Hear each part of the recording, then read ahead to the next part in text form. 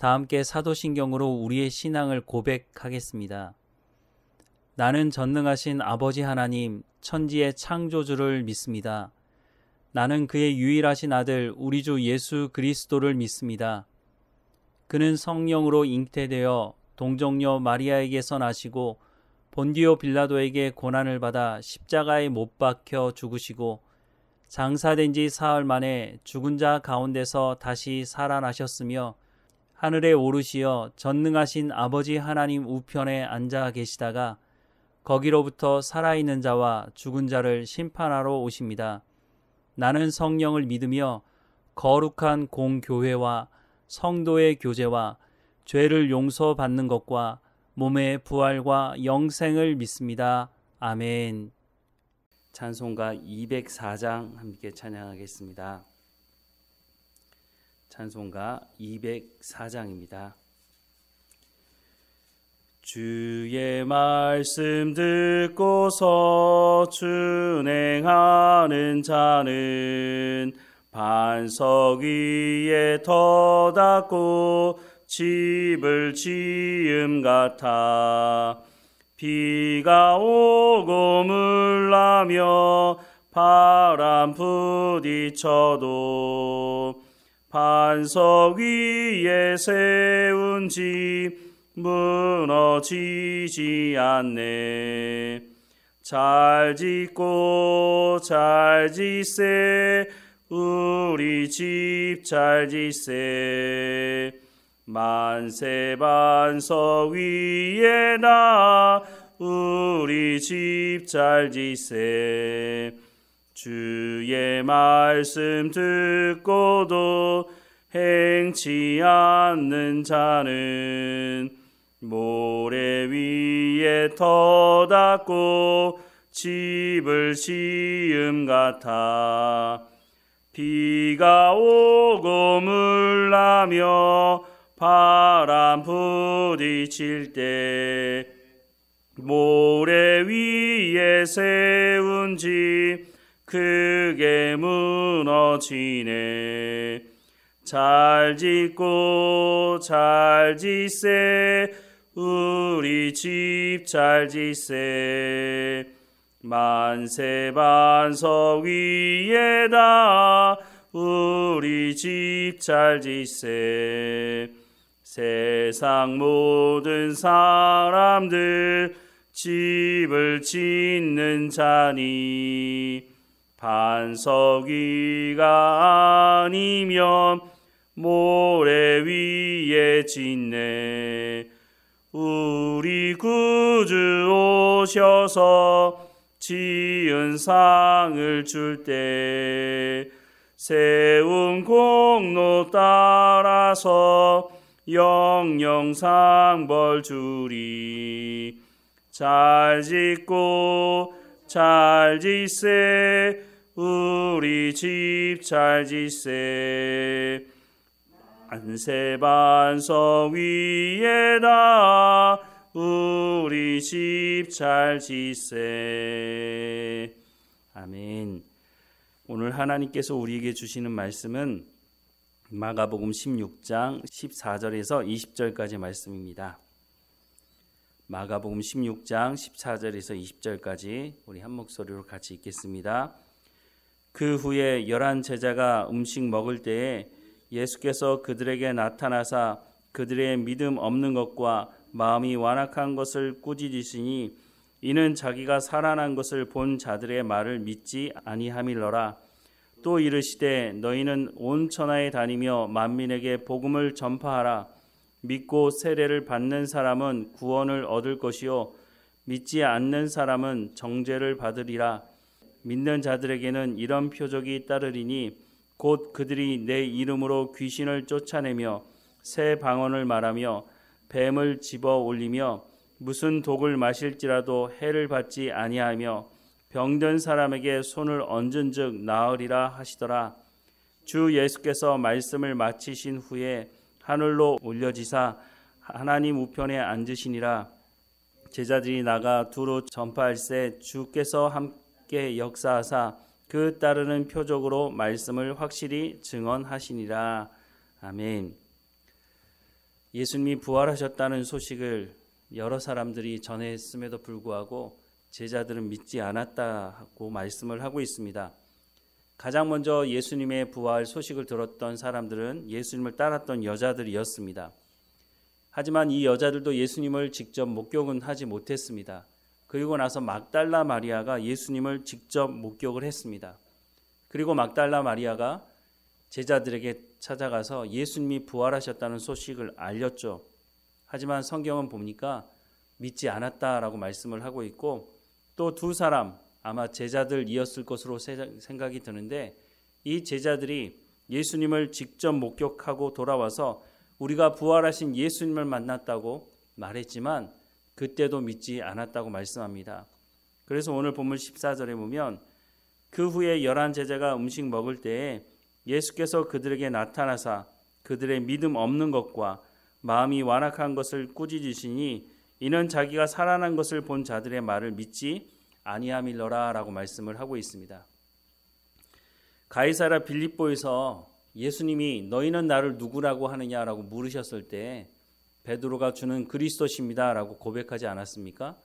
이 고백은 베드로만 한 고백은 아니었습니다. 다른 제자들도 모두가 다 동의한 것이었죠. 그런데 이 고백을 한 이후에 이 제자들의 모습을 보면 좀 실망스러운 모습이 있었습니다.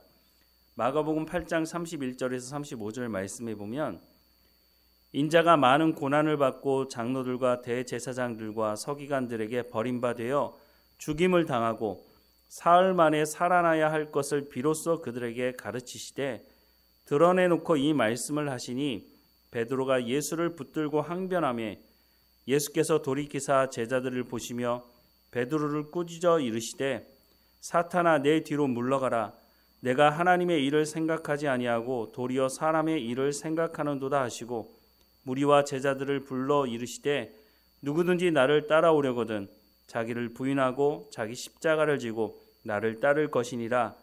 누구든지 자기 목숨을 구원하고자 하면 잃을 것이요 누구든지 나와 복음을 위하여 자기 목숨을 잃으면 구원하리라 라고 말씀하셨습니다.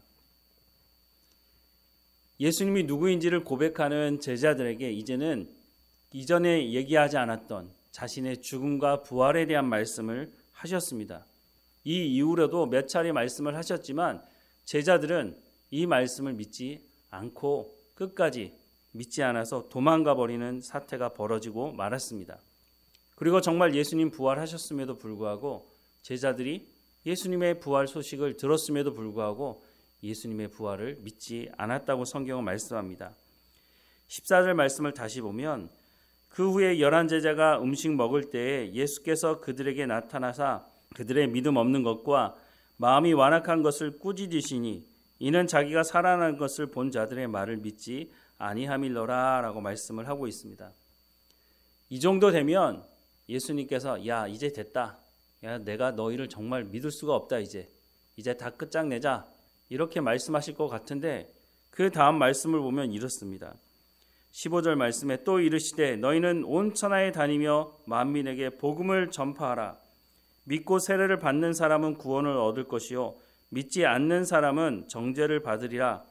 믿는 자들에게는 이런 표적이 따르리니 곧 그들이 내 이름으로 귀신을 쫓아내며 새 방언을 말하며 뱀을 집어올리며 무슨 독을 마실지라도 해를 받지 아니하며 병든 사람에게 손을 얹은 즉 나으리라 하시니라 라고 말씀합니다. 부활의 소식을 들었음에도 불구하고 예수님을 믿지 못했던 이 제자들에게 예수님께서 엄청난 사명을 맡기고 계십니다. 물론 마가복음에는 성령 강림 사건을 기록하고 있지는 않지만 사도행전 말씀을 보면 이들에게 성령 강림 사건이 벌어지고 난 이후 이들은 담대하게 자기의 생명을 위협하는 사람들 앞에서 바로 예수님이 그리스도이시다고 우리의 구원자라고 하는 것을 선포하는 모습을 볼 수가 있습니다. 그리고 이 사람들은 순교의 자리까지 나갔다고 하는 말씀을 우리는 알고 있습니다. 이런 마가복음의 마지막은 이렇게 끝나고 있습니다. 말씀을 확실히 증언하시니라. 20절 끝에 그렇게 기록이 되어 있죠. 마가복음 1장을 우리가 다시 한번 기억해 보시면 1장 1절은 이렇게 시작합니다. 하나님의 아들 예수 그리스도의 복음의 시작이라. 예수님께서 이 땅에 하나님의 복음을 증거하시러 오셨다라고 말씀을 하고 있고, 마가복음 끝에는 그 말씀을 확실히 증언하셨다라고 말씀을 마치고 있습니다. 예수님께서 이 땅에 오셔서 하나님 언약의 말씀이 어떻게 성취되었는지를 가장 먼저는 하나님의 말씀을 전함으로 이것을 알려주셨고, 무엇보다 중요한 것은 예수님께서 말씀하신 그 말씀 그대로 내가 십자가에 못 박혀 죽기 위해서 이 땅에 왔고 또한 부활하겠다고 하는 약속의 말씀대로 예수님은 그 말씀을 우리에게 보여주셨다는 것입니다. 증거로 보여주셨다는 거죠. 하나님의 말씀이 그냥 성경에 기록된 말씀이 아니라 실제로 우리의 삶의 현장에서 이루어진다고 하는 것을 예수님께서 보여주셨다는 겁니다. 그래서 마가복음 끝에 말씀을 확실히 증언하셨다라고 말씀을 하고 있는 겁니다. 그래서 예수님께서 제자들에게 명하시는 거죠. 가서 복음을 전하라고. 내가 이 땅에서 어떤 말씀을 전했고 어떤 삶을 살았는지 그것을 가지고 너희가 가서 전하라고 말씀을 하고 있는 겁니다. 그래서 제자들이 사람들에게 가서 무엇을 전했습니까? 예수님이 오늘 말씀하는 것처럼 병자도 치료하고 귀신을 내어 쫓는 역사도 일으켰지만 가장 중요한 것은 예수님도 이 땅에 오셔서 많은 병자들 고치셨지만 가장 중요한 것은 하나님의 말씀을 전하고 하나님의 복음의 말씀을 전했던 것처럼 제자들도 이와 같이 많은 병자를 고쳤지만 핵심적인 것은 하나님의 말씀을 전하는 일에 온 사명을 다 했다고 하는 것입니다. 이사야서 40장 8절에 보면 풀은 마르고 꽃은 시드나 우리 하나님의 말씀은 영원히 서리라 라고 말씀하고 있습니다. 세상은 변하죠. 병이 나은 사람도 나중에 병이 걸려서 다시 그 병을 앓을 수도 있는 것이고 죽었다 살아난 사람도 결국은 죽게 됩니다.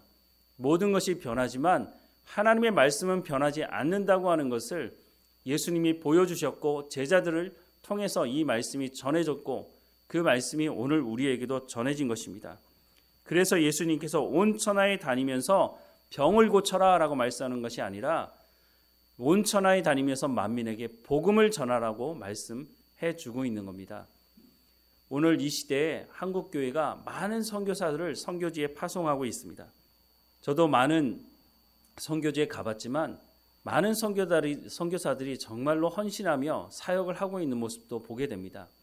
하지만 그 선교의 모습 속에서 안타까운 모습을 발견하는 것도 있는데 대부분 선교하는 지역을 보면 우리보다 경제적으로 어려움을 당한 지역들이 많습니다. 우리가 잘못 생각하면 선교는 경제적으로 어려운 곳에만 가서 선교해야 된다라고 생각할지 모르지만 여러분 지금 유럽과 북미의 모습을 보십시오. 오히려 교회가 더 많이 무너지고 있는 것이 그곳 아닙니까? 우리는 선교하면 경제적으로 어려운 곳에만 가야 된다고 생각할지 모르지만 그렇지 않습니다. 복음을 들어야 될 사람이 있다면 그곳이 선진국이라고 말하는 경제적으로 잘 살고 있는 나라라 할지라도 우리가 그곳에 가서 예수님이 누구이신지 100년 전에는 그 사람들이 우리에게 복음을 전했지만 지금은 우리가 그들에게 가서 복음을 전해야 되는 상황이 돼버린 것을 우리가 기억해야 할 것입니다. 어쨌든 대부분의 선교사들이 경제적으로 어려운 곳에 가서 말씀을 전하는데 정말 중요한 하나님의 말씀을 전하지 않고 있는 모습을 볼 때가 있습니다. 그들의 먹고 사는 문제를 해결해 주는 것 중요하다고 생각합니다. 하지만 그곳에서 끝난다면 병자를 고치는 것에서 끝난다면 예수님께서 우리에게 온 천하에 다니면서 만민에게 복음을 전파하라는 이 말씀에 우리가 순종하지 못하고 있다고 하는 것입니다. 결국은 그들이 복음을 받아들이고 그들 스스로 교회를 세우고 스스로 하나님 앞에 나갈 수 있도록 우리가 돕는 이 사역을 멈추지 말아야 한다는 것입니다. 우리가 선교할 때에 이 부분을 반드시 기억하며 우리가 복음을 전하는 사역을 해야 한다는 것입니다. 선교의 이 사역, 복음을 전하는 이 사역은 선교사들만 감당하는 사역이 아닙니다. 오늘 우리가 살아가는 삶의 현장에서도 우리가 하나님의 말씀을 제대로 알아야 하나님 말씀을 전하지 않겠습니까? 예수님께서 하나님 말씀을 전했을 뿐만 아니라 삶을 통해서 그 말씀이 성취되었다고 하는 것을 증거하셨던 것처럼 우리가 삶을 살아가는 현장에서도 우리가 그리스도임을, 우리가 하나님의 백성임을 알 수 있도록 소금과 빛의 역할을 감당할 뿐만 아니라 우리의 선한 삶을 살아갈 뿐만 아니라 우리 입술을 통해서 하나님이 누구이시고 예수님이 누구이신지 우리가 복음을 전하는 우리의 입술의 삶이 있어야 한다고 하는 것입니다. 예수님께서 제자들의 믿음이 자라는 것을 더딤을 보시고 때로는 책망하시지만 예수님 포기하지 않으시고 이 제자들을 끝에는 파송하고 계시는 것을 봅니다.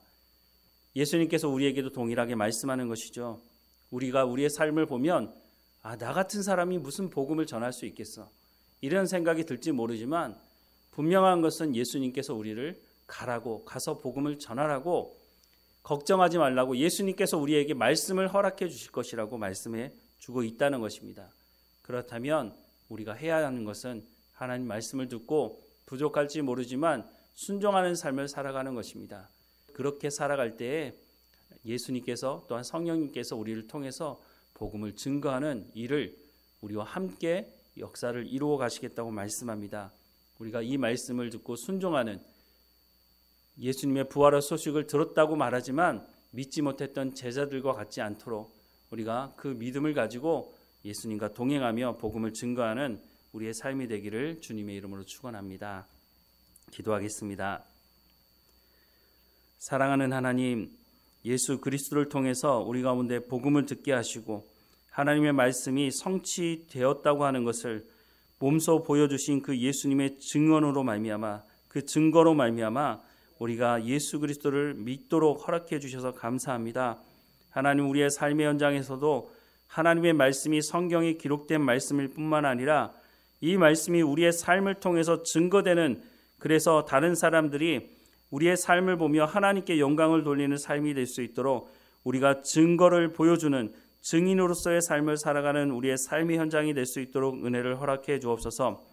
전 세계에 흩어져서 복음을 전하는 모든 선교사님들 한 분 한 분마다 이 복음을 증거하는 삶을 살아갈 수 있도록 인도해 주시고, 그 복음을 증거하는 현장에서 성령의 역사를 통해 그 사람들이 복음을 듣고 하나님께 나오며 구원 가운데 나올 수 있도록, 또한 그들을 통해서 교회가 이루어지고 또한 그들이 또 다른 지역에 복음을 증거하는 선교적인 역할을 감당하는 교회 될 수 있도록 하나님 은혜를 허락해 주옵소서. 우리 교회도 깨어있게 하시고 선교에 힘쓸 수 있도록 하나님 말씀을 증거하는 우리의 삶의 현장과 선교지를 지원하는 우리의 삶이 될 수 있도록 하나님 또한 인도해 주옵소서. 하나님, 오늘도 우리 가운데 맡겨진 모든 일에 충성을 다할 수 있도록 우리가 이 삶을 살고 저녁에 잠자리에 들 때 하나님께서 우리를 여기까지 인도하셨다고 감사의 고백을 하며 하나님과 동행하는 이 하루 될 수 있도록 은혜를 허락해 주옵소서. 몸이 연약한 성도들 한 사람 한 사람마다 지켜주시고 강건해지도록 하나님 인도해 주옵소서. 하나님, 고난 가운데 있는 성도들도 하나님 붙들어 주셔서 하나님께 나아가게 하시고 기도하게 하시며 하나님과 더 친밀한 교제 가운데 나아갈 수 있도록 하나님께서 우리의 삶의 문제를 어떻게 해결하시는지를 보며 우리는 더 하나님께 감사하며 하나님과 더 친밀한 교제 가운데 나아갈 수 있도록 온전히 하나님을 믿으며 살아가는 우리의 삶이 될 수 있도록 하나님 인도해 주옵소서. 오늘도 함께 하시는 하나님께 감사하고 예수님의 이름으로 기도드립니다. 아멘. 하늘에 계신 우리 아버지, 아버지의 이름을 거룩하게 하시며 아버지의 나라가 오게 하시며 아버지의 뜻이 하늘에서와 같이 땅에서도 이루어지게 하소서. 오늘 우리에게 일용할 양식을 주시고 우리가 우리에게 잘못한 사람을 용서하여 준 것 같이 우리 죄를 용서하여 주시고 우리를 시험에 빠지지 않게 하시고 악에서 구하소서. 나라와 권능과 영광이 영원히 아버지의 것입니다. 아멘.